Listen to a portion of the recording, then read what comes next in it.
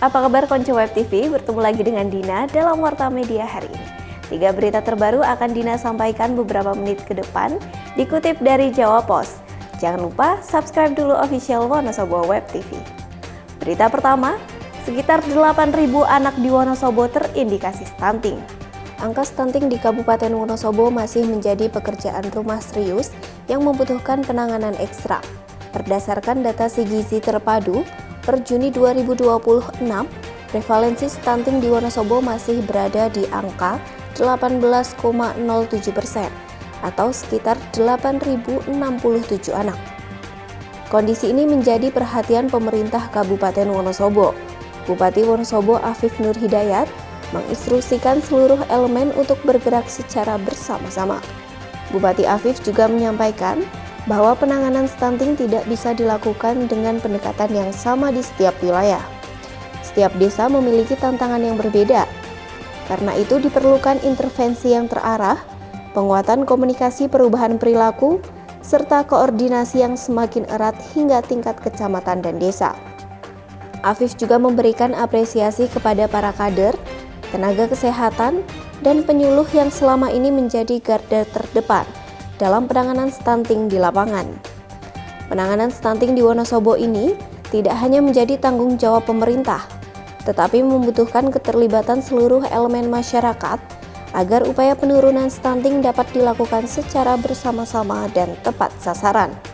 Berita kedua, Bapemperda DPRD godok 2 isu strategis demi wujudkan Wonosobo yang bersih dan ramah lansia. DPRD Kabupaten Wonosobo terus mendorong hadirnya regulasi yang berpihak pada masyarakat dan lingkungan. Melalui Badan Pembentukan Peraturan Daerah atau Bapemperda, DPRD Wonosobo menggelar public hearing untuk mematangkan 2 rancangan peraturan daerah atau Raperda strategis pada Senin 24 Agustus kemarin. 2 Raperda tersebut adalah Raperda Pengelolaan Sampah dan Raperda Lanjut Usia atau Lansia.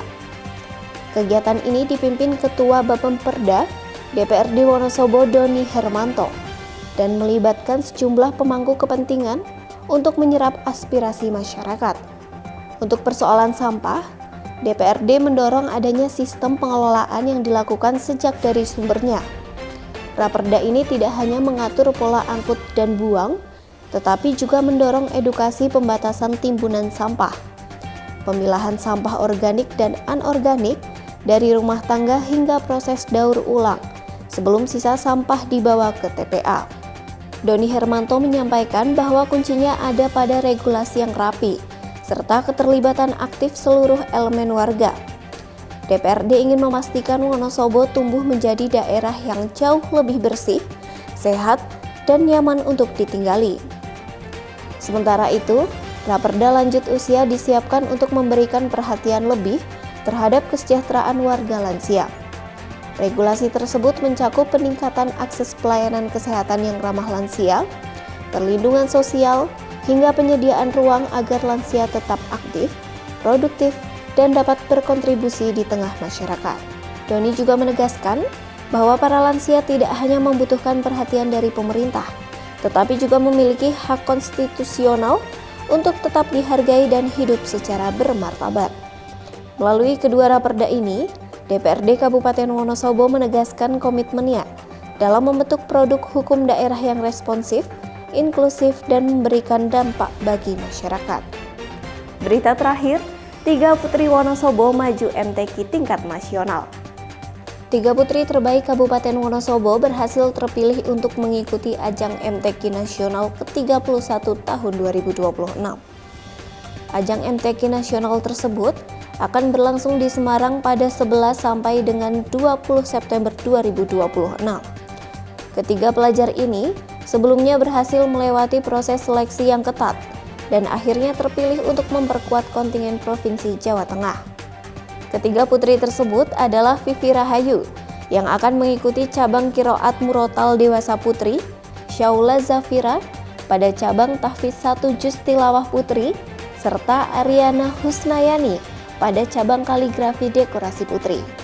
Asisten Pemerintahan dan Kesejahteraan Rakyat Setda Wonosobo, Didi Wibawanto menyampaikan bahwa prestasi ketiga pelajar tersebut menjadi kebanggaan bagi masyarakat Wonosobo.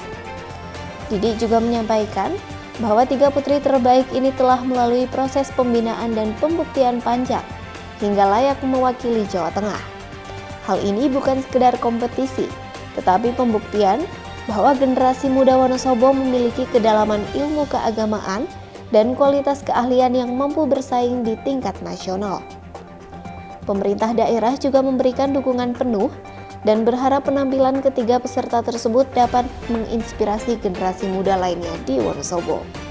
Didik juga berpesan kepada para peserta agar tetap menjaga stamina dan fokus mental menjelang hari perlombaan.